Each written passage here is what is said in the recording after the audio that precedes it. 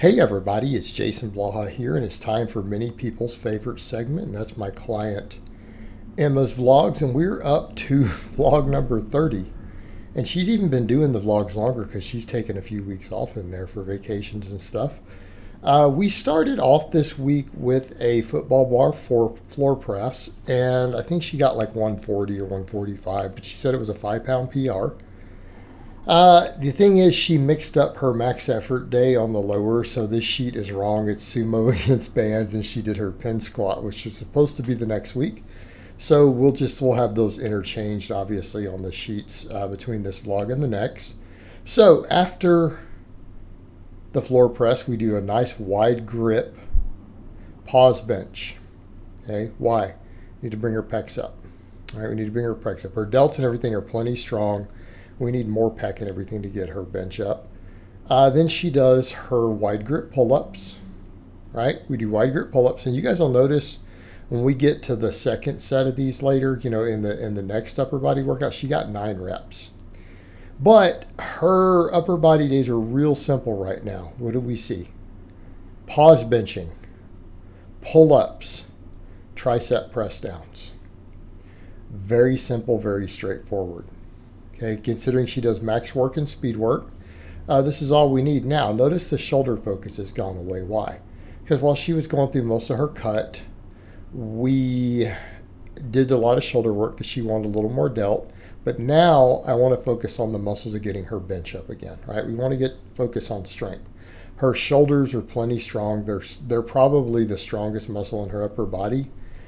They don't really need direct work right now, particularly as far as getting her stronger. We need to be focusing on pecs, upper back, triceps, right? We need to get her bench up higher.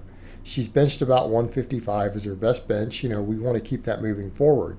And as a lean, advanced, drug-free woman, we're going to have to put some serious hypertrophy into those primary movers on the bench. So we're doing pause benching, high specificity, doing some extra tricep work because she sometimes likes to bench closer grip. And then we're doing those wide grip pull-ups. We want to really build her whole middle and upper back up. And these are really efficient movements to do this. They're very efficient. So her pin squat, she didn't get a PR, but she noted the pins weren't the exact same setting because last time she did this, she was out of town. All right, she was out of town. So here's the other thing you guys are going to notice. Her overall volume is coming down because she's gotten a little fatigued. We had been cutting a bit. She dropped, I guess like 9 or 10 pounds over the course of her cut. She got lean, has a bit of abs again. We're pretty well about done cutting. We had determined that about 138 was the lowest she's willing to go. She was at 140. She might be under that now. She might be down to the 138. I didn't actually get a weight check-in before doing this vlog. But her lower body stuff, we're doing the cambered bar good morning. We do a split squat. We do reverse hypers. Okay, that's plenty. Given all the volume of the speed work, these 3 supplemental lifts are enough. And then we do some hanging leg raises. Again, we're getting over to where we're taking her down to kind of reasonable volumes. A lot of people see Emma's volumes and they're like, why do you, her volume's a little higher than some of your other lifters? And that's because she's a woman. Because we know based on the research that women can handle slightly more volume than men can. Okay, this is what the data has. They're a little more able to recover from it. The question becomes, do they always benefit from it? And in the case, they don't always benefit from it. So be aware of that. But they can handle a little more before they see diminished returns or before they see, a regression. So, that's the thing. Sometimes we can do a little bit more total work with our female athletes, right? We can sometimes. But watch these pull-ups. Now, she starts swinging as she gets further in, but the first few reps are strict. She got 9. Wide grip pull-ups. Now, this partially helps because she's cut. She's dropped a little bit of body weight. But she's getting a strong back. Like, her back is not a weak link, neither is her shoulders. So really, for getting her bench up, just pecs and triceps now. But yeah, so what do we do on this day? We do speed bench, we do pull-ups, and we do dumbbell chest presses, tricep press down. So 3 supplemental lifts, 1 main lift, 3 supplemental lifts. But we do this, always do the speed work with bands. People bring that up with conjugate. They're like, what's your minimum equipment? And I honestly think if you're going to run a lifter on conjugate, yes, there's personality and psychology involved. Like you won't get as much out of conjugate if you don't have exercise ADHD.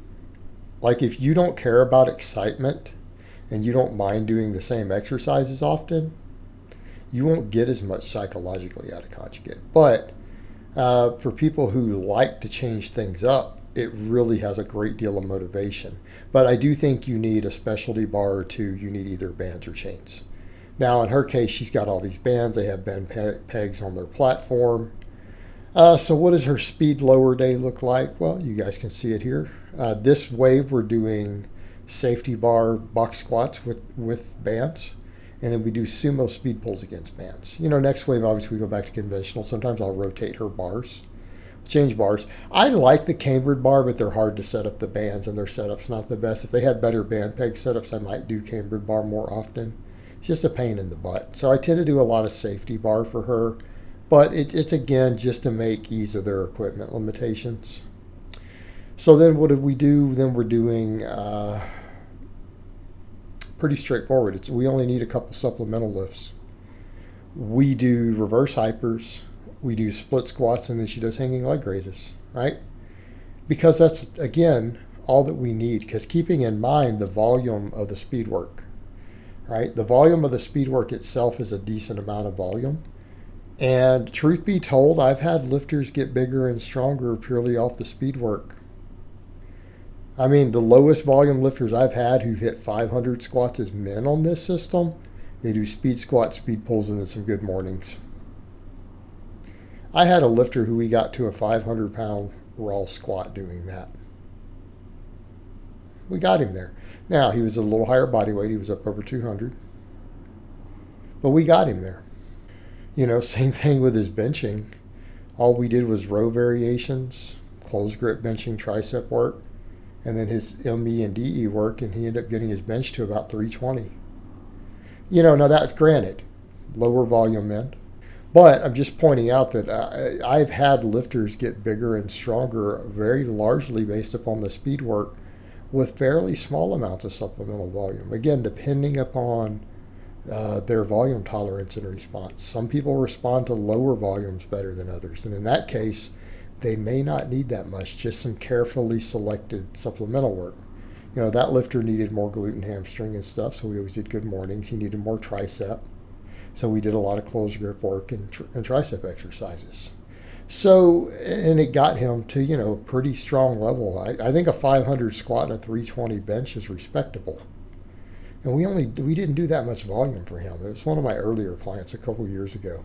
All right, guys, well, that's really all I have to say on that today. I hope it's been informative, and I'll talk to you guys next time.